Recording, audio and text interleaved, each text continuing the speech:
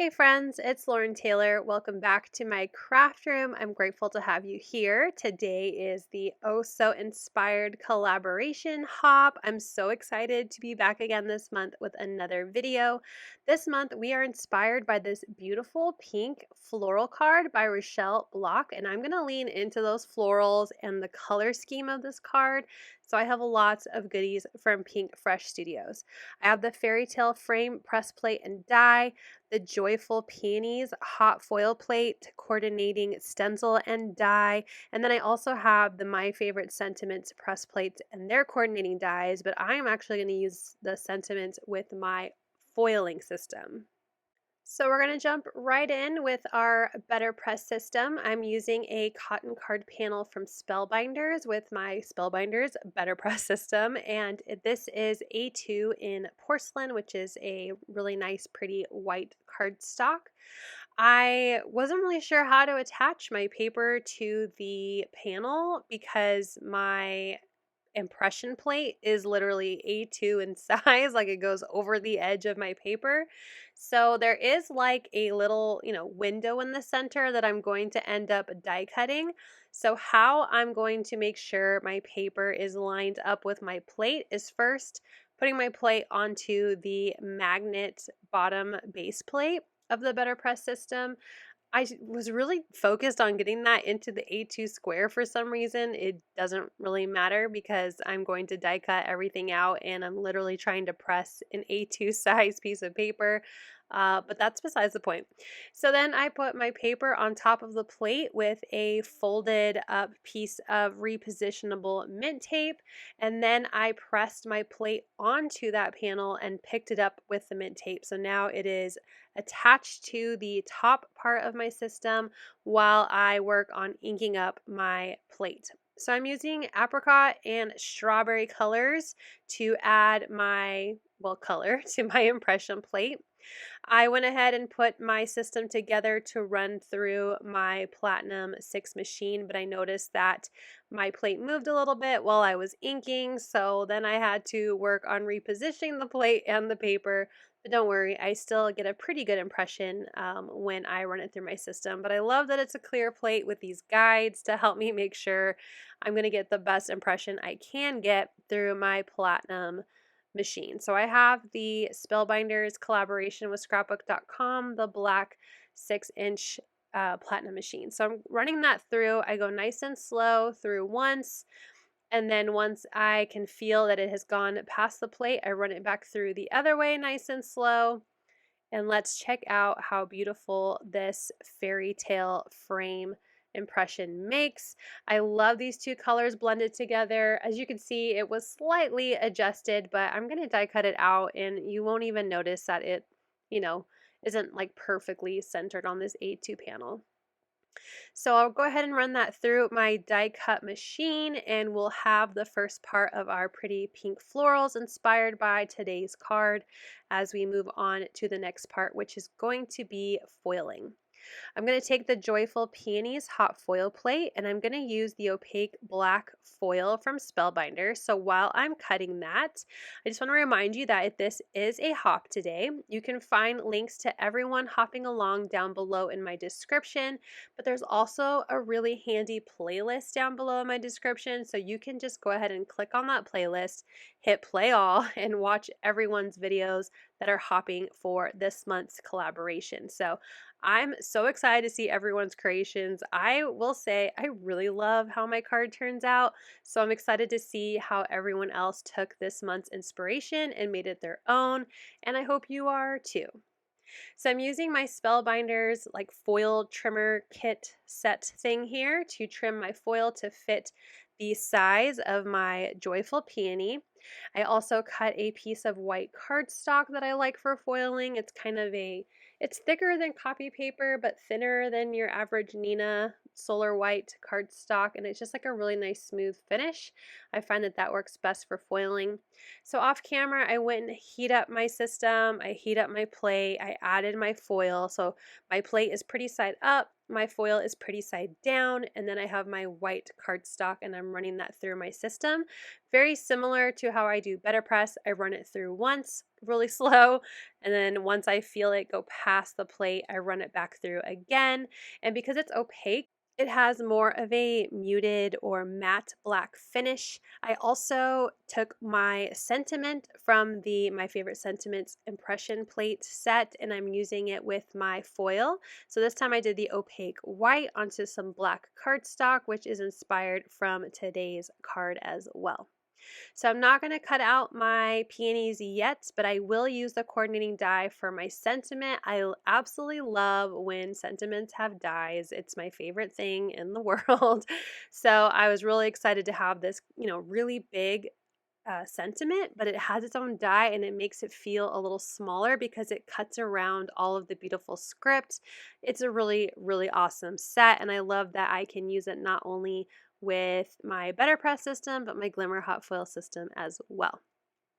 So now we're jumping into stenciling our joyful peonies. I have the coordinating stencil set, which is so fun. I've used this set before, but it just makes coloring these gorgeous detailed flowers so easy, and they even look more detailed because of this layering stencil set.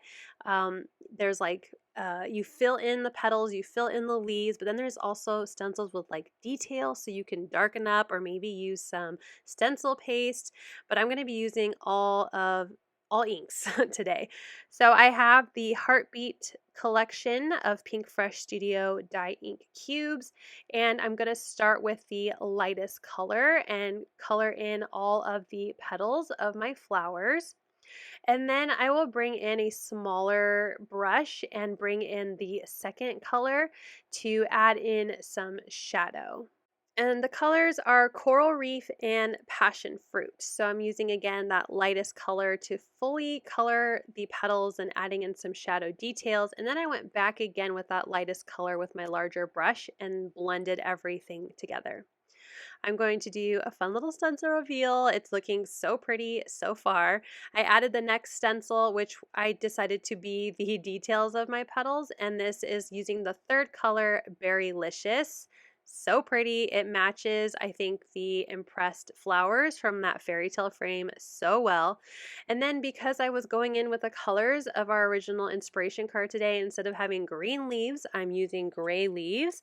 So I am using the Urban Raincoat set, and I started with Rocky Slope, which was the second of the grays, and then I added in the detail of Metropolis, and then finally I'm using Licorice to color in the darkest, the details of my leaves.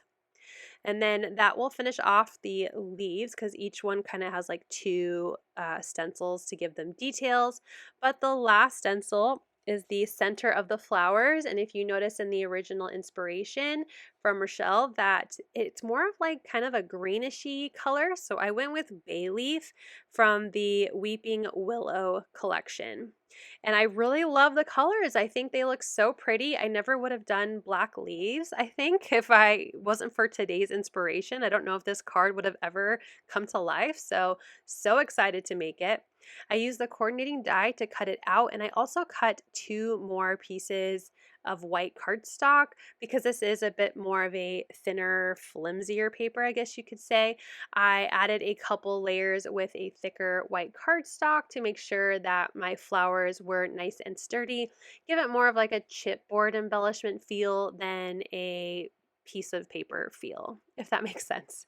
So all three of those layers, I just used some liquid glue to glue them together so it would give me some time to be able to maneuver the pieces in case I didn't get them lined up perfectly.